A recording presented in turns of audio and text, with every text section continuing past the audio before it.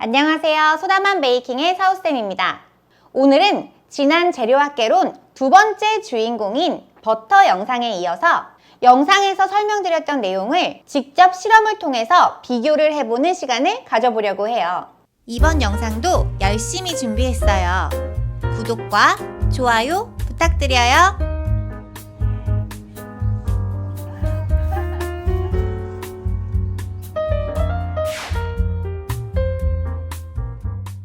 (100% 천연 버터, 마가린, 가공 버터, 쇼트닝) 이렇게 4가지 고형 유지를 사용해서 파운드 케이크를 만들어 보고 비교를 해볼 건데요.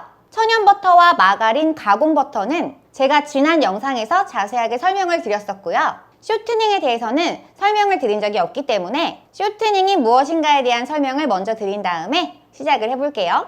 쇼트닝은 돼지 기름의 대용품으로 만들어진 가공 유지인데요. 쇼트닝이라는 이름은 버터의 주요한 특징 중에 하나, 쇼트닝성을 나타내기 때문에 지어진 이름이라고 하고요.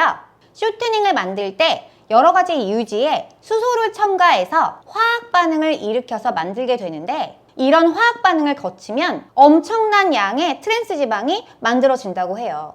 그리고 이 화학 반응을 통해서 지방산의 구조가 변형이 일어나는데, 이렇게 변형된 쇼트닝이 몸 안에 들어가면 몸 속에서 제대로 대사하지 못하고 몸 밖으로 배출되지 못해서 비만, 고혈압, 심장병, 당뇨, 암 이런 성인병의 원인이 될 수 있다고 해요.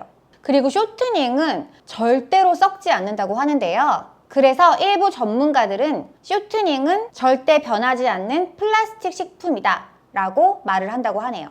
그래서 저는 쇼트닝은 절대로 먹지 말아야 될 음식이라고 생각하고요. 오늘 이 쇼트닝으로 만든 파운드 케이크는 식감 정도만 보고 뱉어낼 생각입니다. 이해해 주시기 바래요. 오늘 사용할 제품들 소개해 드릴게요. 오늘 천연 버터로는 앵커 버터 사용할 거고요. 발효시키지 않은 무염 버터죠. 무염 버터, 앵커 버터 사용할 거고, 마가린은 롯데푸드에서 나온 마가린, 햇섭 인증까지 받았네요. 식물성 유지, 팜유, 유화제 등이 섞인 마가린 사용할 거고요. 서울우유 버터에서 나오는 고소한 버터, 많이들 마트에서 이거 버터인 줄 알고 구매하실 것 같은데 이거는 버터 아니고 가공 버터입니다. 뒷면에 보시면 가공 버터라고 써있고 유지방도 들어있지만 야자 경화유, 그리고 유화제, 합성 향료, 버터향 이런 것들이 들어가 있는 가공 버터고요. 사실 서울우유에서 만들었으니까 맛이 완전 없지는 않을 것 같은데 한번 만들어 볼게요. 콤파운드 버터는 종류가 굉장히 많은데 쿠팡으로 사려고 한번 쳐봤더니 막 10kg 단위로 팔더라고요. 그래서 그런 것들은 제가 나중에 처리를 하기가 힘들기 때문에 고소한 버터로 구매를 해봤어요. 그리고 얘가 쇼트닝. 이거는 예전에 제가 아이싱 연습하는 크림으로 썼어서 구매해 놓은 건데 요즘에는 쓰지 않아서 저 구석에 처박혀 있던 거를 어찌어찌 꺼내 왔습니다. 아까 말씀드렸다시피 쇼트닝은 상하지 않기 때문에 굉장히 오래됐지만 아직까지 하얗게 멀쩡하죠. 그런데 원래 쇼트닝은 무색 무취의 재료인데 오래된 쇼트닝이다 보니까 이상한 냄새가 나네요. 문제는 이게 식품이 상해서 나는 냄새가 아니라 뭔가 화학적인 냄새가 난다는 건데요. 제가 쇼트닝을 다시 쓸 일이 없기 때문에 어쩔 수 없이 그냥 이걸 사용해서 만들어 보고 식감 정도만 비교해 보도록 할게요. 이렇게 4가지 고형 유지를 사용해서 파운드 케이크 만들어 보도록 할게요. 자, 이렇게 천연 버터, 마가린, 가공 버터, 쇼트닝을 사용해서 파운드 케이크 만들어 가지고 와봤어요.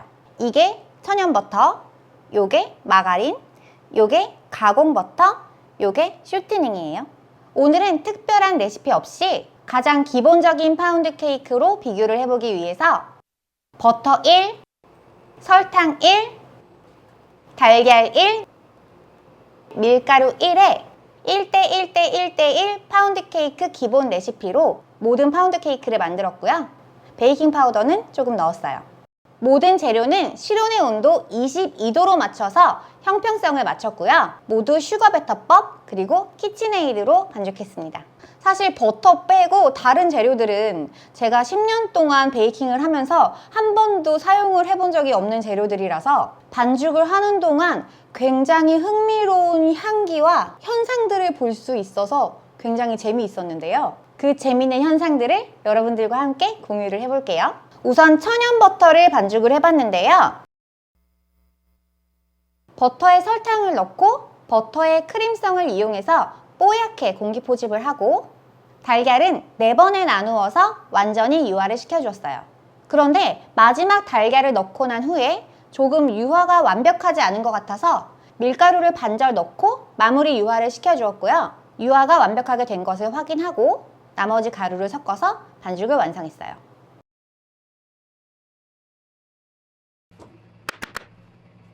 그리고 마가린으로 반죽할 때는 반죽의 상태가 저의 예상과는 완전히 다르게 나와서 가장 의외의 결과를 보여줬는데요. 많은 양의 유화제가 들어있어서 유화가 가장 잘 될 거라고 생각했던 저의 추측과는 완전히 다르게 아예 유화가 안 되더라고요. 첫 번째 달걀을 넣었을 때부터 분리가 일어났고요. 결국 두 번째 달걀을 넣고 난 다음 밀가루를 전부 다 넣고 유화를 시켜줄 수밖에 없었어요. 반죽을 완성한 후에도 유화 상태가 완벽하지는 못했는데요. 가루를 더 섞을 수 없으니까 그냥 틀에 채워서 오븐에 구웠습니다. 반죽을 할 때부터 아주 친숙한 마가린 향이 굉장히 많이 났고요. 오븐에서 구워질 때도 마가린 하더라고요. 그리고 마가린은 22도의 온도에서도 포마드 상태라고 하기에는 너무 단단했는데요. 질감이 단단하기 때문에 공기 포집도 잘 안 됐고요. 그래서 유화가 잘 안 됐나 싶기도 하더라고요. 포마드 버터와 비슷한 질감으로 상태를 맞췄을 때는 온도가 거의 28도가 넘었는데 형평성을 위해서 그냥 22도로 맞춰서 반죽을 해봤어요. 그러니까 마가린은 버터보다도 같은 온도에서 훨씬 단단하다는 건데 그만큼 몸속에서 녹아서 배출되기가 힘들다는 거겠죠. 설거지를 할 때도 훨씬 더 뻑뻑하고 잘 닦여나가지 않는 느낌이 많이 들었거든요. 그만큼 버터보다 좋지 않은 재료가 아닌가라는 생각이 더 확실하게 들었어요. 가공 버터는 반죽의 상태가 버터랑 가장 비슷했는데요. 하지만 숨길 수 없는 건 향이었어요. 버터 향은 전혀 나지 않고 오히려 마가린 향이 마가린보다 훨씬 진하게 느껴졌는데요. 이게 버터 향이랑 섞여서 더 풍미가 진해져서 그런 거 아닐까? 라는 저만의 추측을 한번 해봤습니다. 가공 버터도 마지막 달걀을 넣고 난 후에 약간의 반죽의 분리가 살짝 보였지만 유화제 덕분인지 버터보다는 유화 상태가 좋았고요. 하지만 버터 반죽과 마찬가지로 밀가루에 반절을 넣고 완전히 유화를 시켜준 후에 나머지 밀가루를 섞어서 반죽을 마무리했어요. 반죽의 상태는 버터 반죽보다는 조금 단단하다는 느낌이 들었어요. 다음은 쇼트닝 반죽. 제품에서 버터가 하는 역할 중에 그 어떤 것과도 대체할 수 없는 게 바로 그 버터의 풍미인데 버터의 풍미가 빠진 이 아무 맛도 없는 쇼트닝으로 만든 파운드 케이크는 과연 무슨 맛으로 먹을 수 있을지 조금 걱정이 되네요. 생각 외로 달걀을 넣고 유화할 때 반죽이 굉장히 묽어지는 현상을 볼 수가 있었는데요. 하지만 반죽이 묽어졌을 뿐 마지막 달걀을 넣고 난 후에도 유화 상태는 아주 완벽했어요.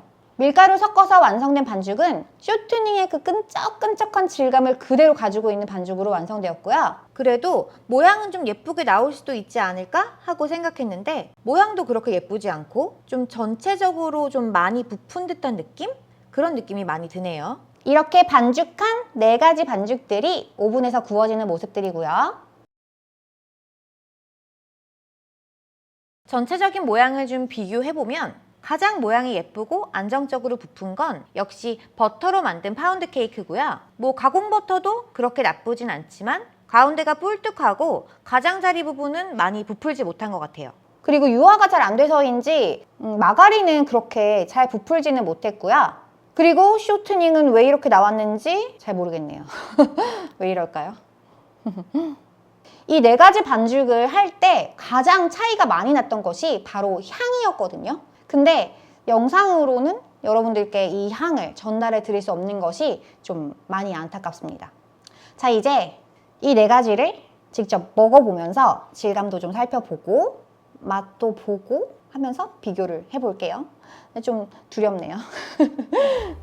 영상이 너무 길어져서 본격적인 시식과 비교는 다음 영상에서 이어가도록 할게요.